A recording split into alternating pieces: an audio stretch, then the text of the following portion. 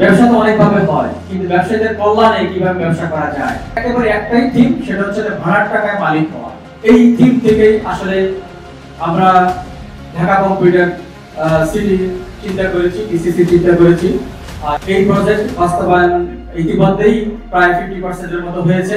বাকিটুকু আমরা খুব দ্রুত বাস্তবায়ন করতে পারবো ইনশাআল্লাহ।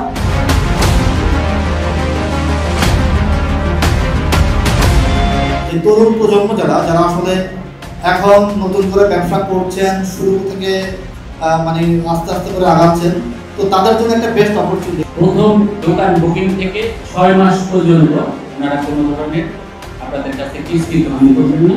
6 মাস পর থেকে যখন মার্কেট চালু হবে তখন থেকে আপনাদের কিস্তি পরিশোধ করতে হবে। ওনারা অনেক এক্সপিরিয়েন্সড একটা টিম, যারা একটা মার্কেটে পরিচালনা করে একটা ব্যবসায়ীর জন্য ব্যবসায়ী বান্ধব তৈরি করার জন্য যে যোগ্যতা লাগে সেটা ওনাদের মধ্যে আছে। গুলশানের মতো এরিয়াতেও আমাদের এরকম একটা ভালো কমপ্লিট আইটি মার্কেট নেই। তার মানে হচ্ছে যে আমাদের মার্কেটিং এরিয়া হিসেবে এই location is the best for retail users.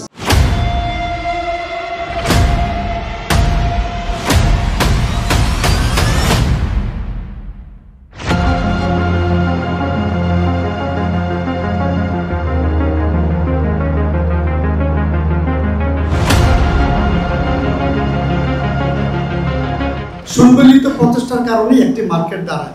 একটা মার্কেট পরিচালনার জন্য কিন্তু একটা সুন্দর কমিটি লাগবে, ভালো উদ্যোগ লাগবে, এবং আমি অবশ্যই নজরুল হাজারী সাহেবকে এই উদ্যোগের জন্য আমি ধন্যবাদ দিতে চাই।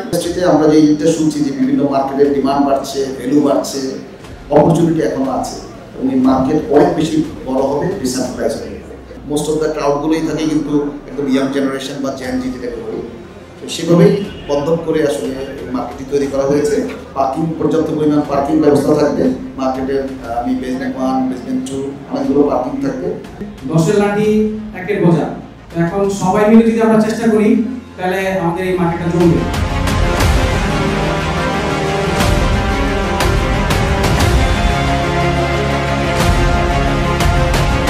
2000 সালে যে আইডিবি ভবন হয়েছে, 2007 সালে হয়েছে মাল্টি ব্রাঞ্চ সেন্টার, এরপরে কিন্তু একটা দীর্ঘ সময় কিন্তু একটা গ্যাপ হয়ে গেছে।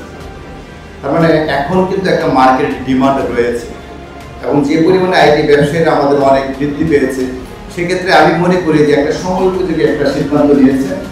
স্কাটন আসলে একটা খুবই ইম্পর্টেন্ট জায়গা। আমাকে অনেক ক্লায়েন্ট মেডিটার সচিব এসে বলতেছিলেন, শাহজাহান সাহেব বাংলাদেশের রাজধানী তো ঢাকা, ঢাকার রাজধানী কোথায় আপনি জানেন? আমি বললাম যে না স্যার, ঢাকার রাজধানী হলো Eskaton. SEL the structural engineers limited, ওনারাও আমাদের ক্লায়েন্ট এবং ওনাদের নির্মাণের গুণগত মান সম্পর্কে আমরা জানি যে এটা একটা নিরাপদ বিল্ডিং এবং এখানকার যথেষ্ট কমপ্লায়েন্স মেনে এই বিল্ডিংটা তৈরি করা হয়েছে।